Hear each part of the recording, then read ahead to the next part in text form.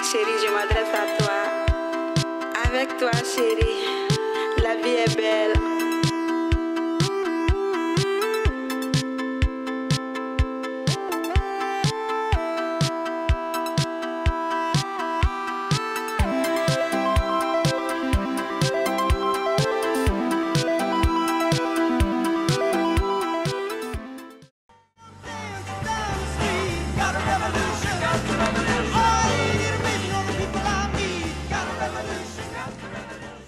Ça, c'est moi, Clément, 27 février 2016.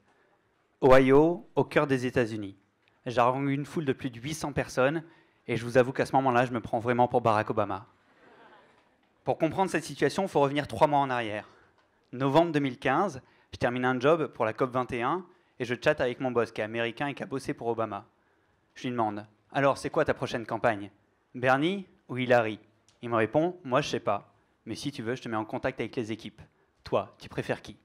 À l'origine, ça, c'est juste une blague. Mais avec ma pote Flore, on se chauffe, on prend nos billets et on part en bénévole 1 mois en Iowa pour faire campagne dans les primaires de Bernie Sanders. Réaction. Ma mère. « Mais Clément, tu voudrais pas trouver un job rémunéré pour une fois ?» Mes potes. « Non mais Bernie, qui? Attends, tu déconnes? T'as même pas le droit de vote aux États-Unis. » Tiens, c'est intéressant ça. On débarque le 4 janvier en Iowa et on est accueilli par Shadi, qui a un van défoncé qui pue. Shadi, comme vous vous en doutez, hein, je fume de la bœuf. Cette campagne, elle a 3 carburants, la bœuf, l'alcool, la caféine. Waouh! Le deal est simple, tu es logé chez l'habitant et tu bosses à plein temps pour la campagne. Monica, c'est la grand-mère qui m'a hébergé durant 1 mois. J'adore passer le petit-déj avec elle pendant qu'elle me raconte l'histoire politique des États-Unis en me servant du café dans la cafetière Barack Obama. Et surtout, encore mieux, les trajets en voiture en écoutant à fond la bande originale de Forrest Gump. Meeting, phoning, porte-à-porte, et évidemment, on n'a pas le temps de s'ennuyer. Mon premier porte-à-porte. Toc, toc, toc. « C'est qui ? Je m'appelle Clément, je suis là pour Bernie Sanders. » Désolé, il habite pas ici. Heureusement, plus souvent, les gens t'ouvrent la porte, t'accueillent et débattent avec toi, quelles que soient leurs opinions, même les républicains. 1er février, c'est le jour du vote, c'est le caucus. C'est un truc totalement folklorique. On est dans une salle, les gens se mettent à gauche ou à droite, suivant leur candidat préféré. Aucun anonymat, vote à main levée, et ce qui est flippant, c'est de se dire que c'est ça qui désigne le futur président des États-Unis.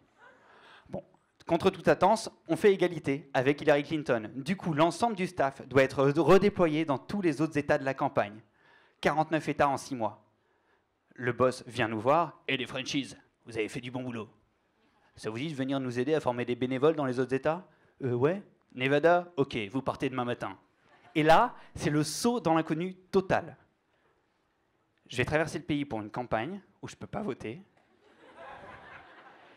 Et en plus, je ne choisis même pas la destination. J'espérais Vegas, en fait c'est Reno. On m'envoie en Ohio, je pensais Cleveland, et je termine 400 km plus bas, à Columbus. Et puis évidemment, tous les 15 jours, ma mère m'appelle. « Clément, ça va? T'as rencontré Bernie Sanders? Il sait ce que tu fais pour lui ?» Aller dans ces endroits improbables entraîne des rencontres improbables. Je me retrouve à convaincre les gens de voter Sanders en espagnol.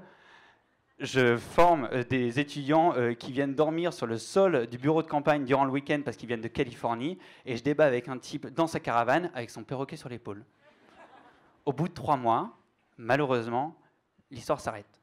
Pour des histoires de visa, je suis obligé de rentrer en France. Je suis dégoûté, ça se finit en queue de poisson. Et puis en plus, maintenant, mon newsfeed Facebook, il est infesté de posts pour Bernie Sanders.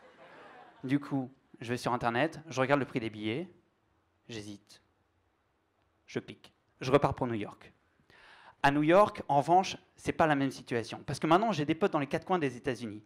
Du coup, je suis logé par des amis en plein Tribeca, au sud de Manhattan. Je continue quand même les situations un peu improbables, puisque je me retrouve coursier à travers les différents bureaux de campagne de Manhattan. Je fais du porte-à-porte dans le quartier juif orthodoxe de Brooklyn.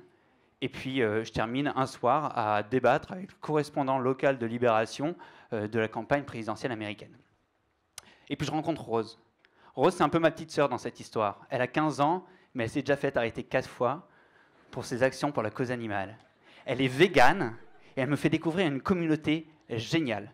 Et je suis vachement surpris parce que là-bas, les restaurateurs les accueillent avec beaucoup de bienveillance. Alors qu'ici, dès que tu es végétarien, on se regarde dans le coin.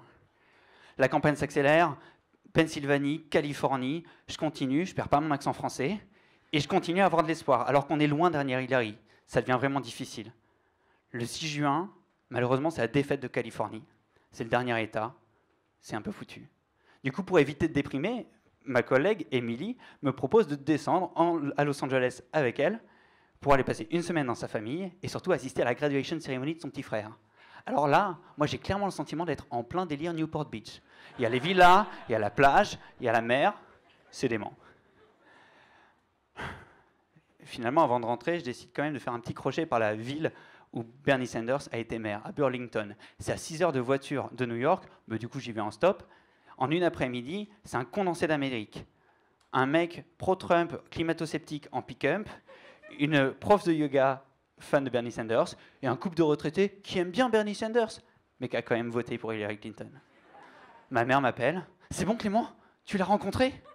Non maman, j'ai pas rencontré Bernie Sanders, mais j'ai rencontré son Amérique et elle donne espoir, parce qu'elle a envie de changer le monde et de sauver la planète. En 2020, Rose aura tout juste 18 ans et le droit de vote. Je suis sûr qu'elle va faire campagne. Je compte bien y retourner pour l'aider à faire en sorte qu'elle ne se tape pas Donald Trump 4 ans de plus. Vous venez avec moi ?